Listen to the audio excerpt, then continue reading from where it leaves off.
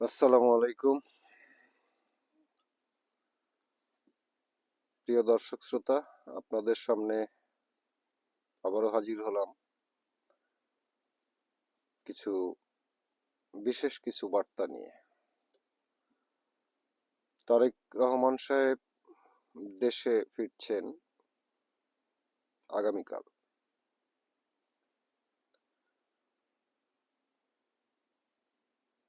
দেশে ফিরেই তিনি ডক্টর মোহাম্মদ ইউনূস সাহেবের সাথে বৈঠক করবেন এবং সেই বৈঠকে ভারতের সিদ্ধান্তগুলো ডক্টর মোহাম্মদ ইউনূস সাহেবকে জানিয়ে দিবেন। ভারতের সিদ্ধান্ত অনুযায়ী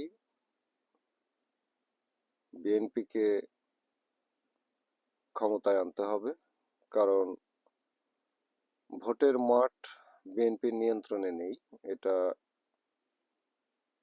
বিএনপিও বুঝতে পারতেছে এবং ভারতও বুঝতে পেরেছে। ভোটের মাঠ বর্তমানে ইসলামী ঐক্যজোটের নিয়ন্ত্রণে চলে গেছে।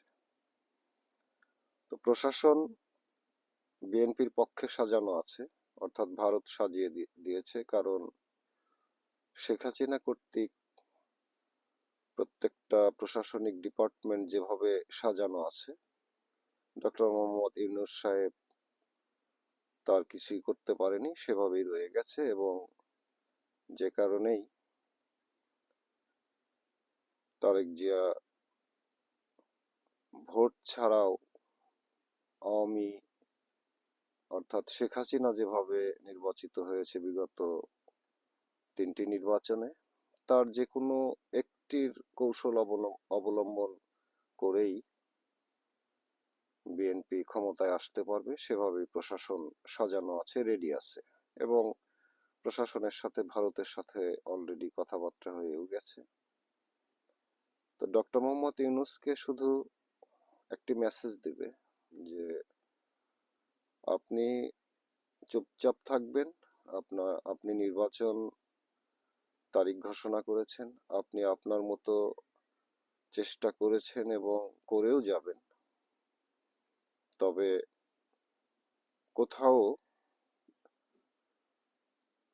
জোরপূর্বক কোনো হস্তক্ষেপ করবেন না। নির্বাচন কমিশন যেভাবে চাইবে সেভাবেই নির্বাচন হবে। আর নির্বাচন কমিশন তো মোটামুটি আগের থেকেই রেডি করা আছে, সাজানো আছে, তাকে সবকিছু অকেফাল করিয়ে দেওয়া হয়েছে। আর হাদির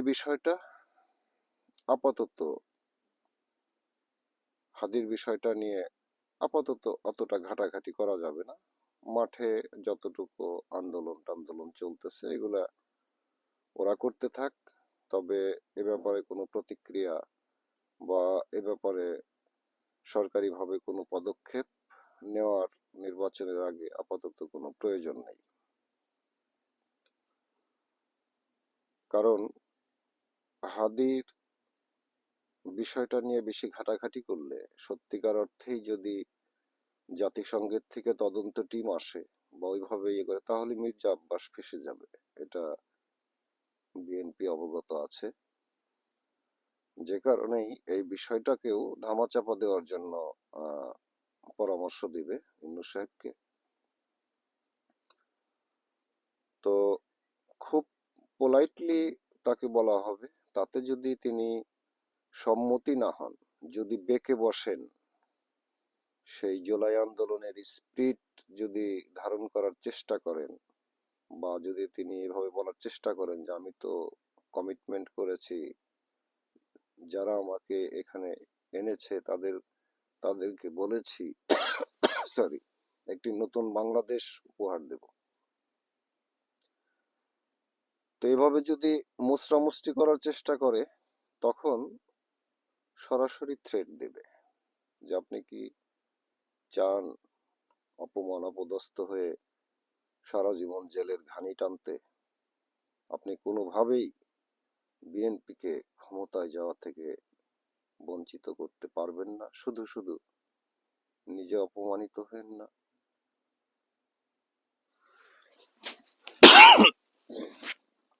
সরি, আপনি আপনার মতো চেষ্টা করে যান। আপনাকে আমরা সেফ এক্সিট দিব।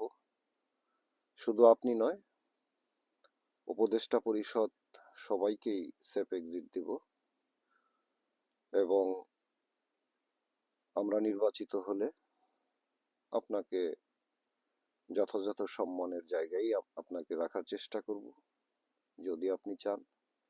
এভাবে নানা আহ, আলাপ আলোচনা ইউনূস সরকারের সাথে করবে। তারপরেও যদি ইউনূস সরকার বেঁকে বসে, তাহলে নির্বাচনের দিন একটি যুদ্ধ হবে, মারামারি, খুনাখুনি, রক্তারক্তি, বন্যা বয়ে যাবে। তখন ওয়াকারকে দিয়ে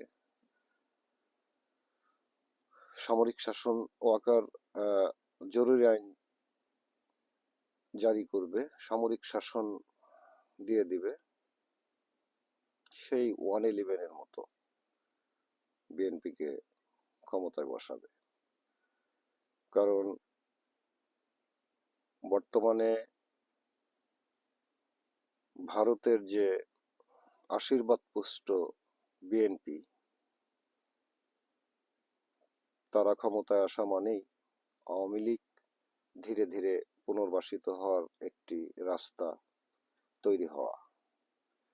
এবং ভারত বিগত গত কন্টেন্টে কিন্তু আমি এগুলো বলেছি যে ভারত কি কি শর্ত দিয়েছে।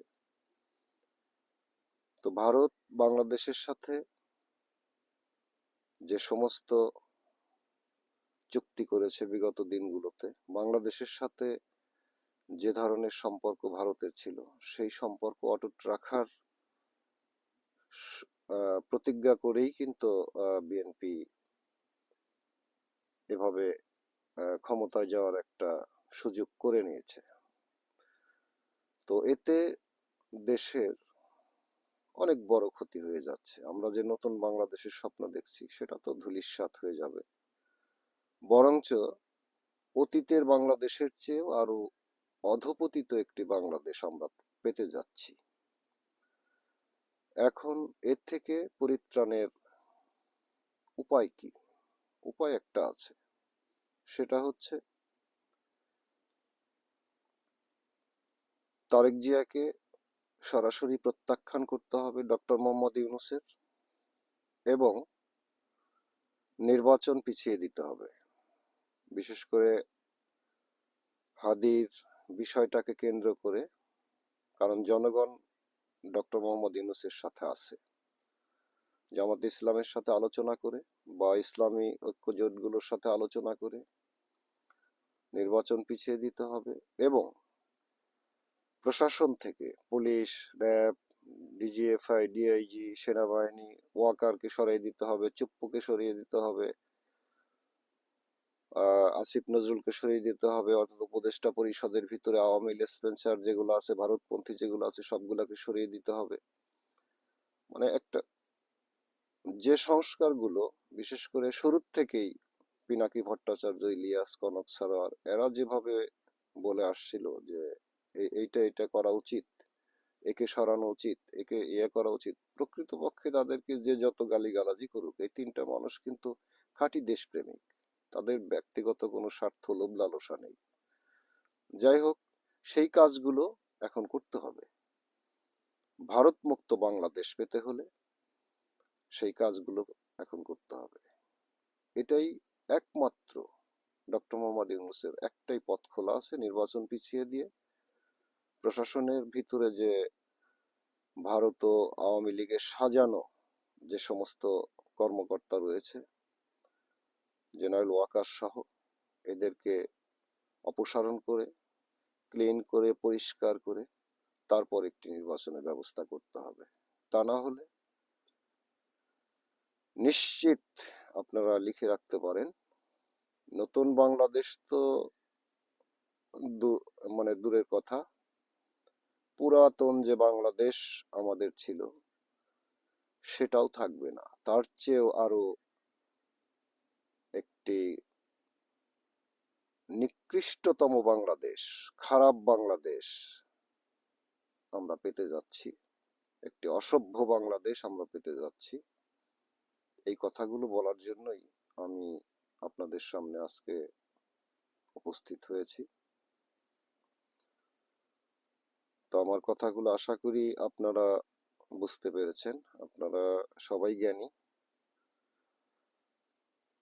তো হিসাব মিলিয়ে দেখবেন, আমার কথাগুলো যদি যুক্তিযুক্ত হয়ে থাকে আপনারা আমার কথাগুলোকে ছড়িয়ে দিন, প্রশাসন পর্যন্ত যেন আমার কথাগুলো যায়, অথবা আপনারাও সোশ্যাল মিডিয়ায় যারা অ্যাক্টিভিস্ট আছেন আপনারা আপনাদের মতো করে এই কথাগুলোকে প্রচার করে দিন। তা না হলে বাংলাদেশকে রক্ষা করা যাবে না, বাংলাদেশকে ভারতের আধিপত্য হতে, ভারতের নাগাল থেকে বাংলাদেশকে মুক্ত করা যাবে না। বর্তমান বিএনপি ভারতের এবং আওয়ামী লীগের বি টিম হিসেবে কিন্তু আবির্ভূত হয়েছে একমাত্র ক্ষমতার জন্য, একমাত্র ভোটে জেতার জন্য।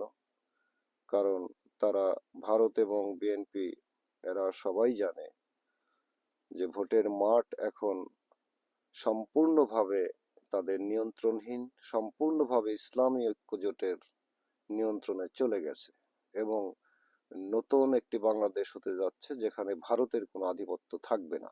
এটা বুঝতে পেরেই তারেক জিয়াকেই ভারত তাদের খুবই অপছন্দের একটি দল এবং অপছন্দের একজন মানুষ, তারেক জিয়া বা বিএনপি, এদেরকেই টেকনিক্যালি মানে এদেরকেই বেছে নিয়েছে।